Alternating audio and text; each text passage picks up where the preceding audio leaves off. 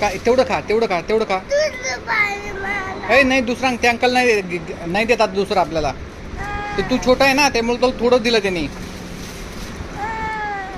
घे खाऊन घे तेवढं. ते फ्रीज का दीदी खाईल तू जावला. घे पटकन खाऊन तू.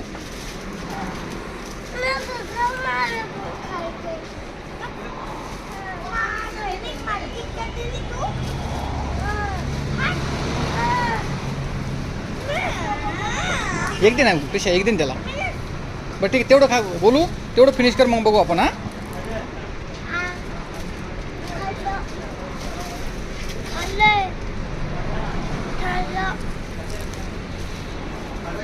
बोलू कसं आहे रे बाळा.